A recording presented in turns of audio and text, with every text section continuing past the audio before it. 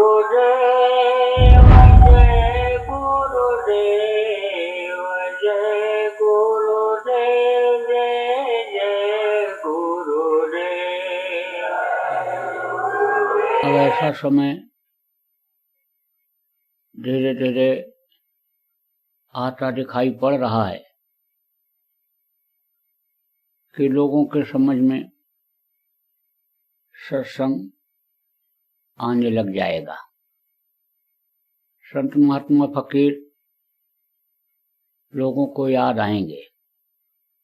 ऐसा समय आएगा कि जब आध्यात्म से ही लोगों को शांति मिलेगी, सुख मिलेगा, शरीर की रक्षा होगी।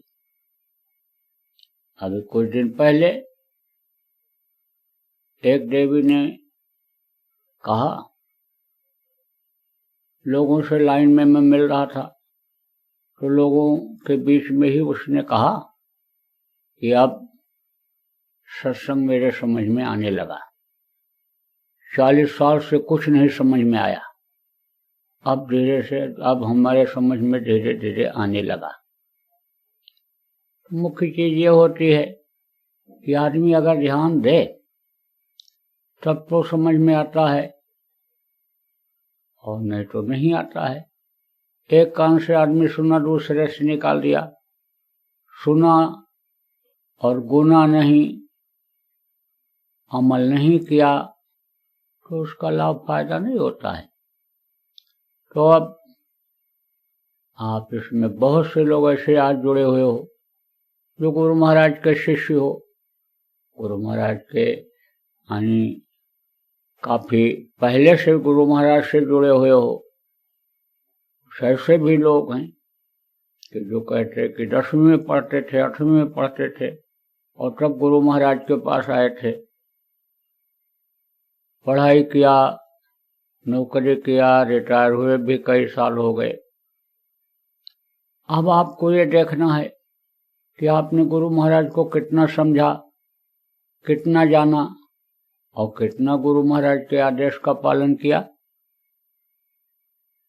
तो कहा गया कि कोई काम जब करो समझ करके करो और जब करने लग जाओ तो लगन के साथ लगो और उसमें कुछ कामयाबी हासिल करो। तो जो नामदान के बारे में समझ लिए, गुरु के बारे में समझ लिए, मनुष्य शरीर के बारे में समझ लिए और नामदान लिए और फिर उस काम में लग गए, नाम की कमाई में लग गए, उनके समझ में तो पूरा आ गया।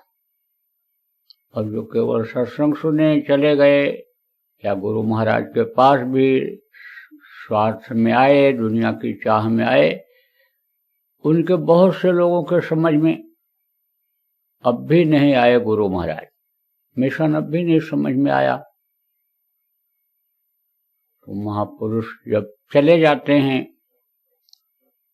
तो किसी न किसी को अपना काम सौंप करके जाते हैं और उनका ये दायित्व बन जाता है, जो उनके बताए रास्ते पर चलते हैं, लोगों को चलाते हैं, उनको उनका ये दायित्व बन जाता है।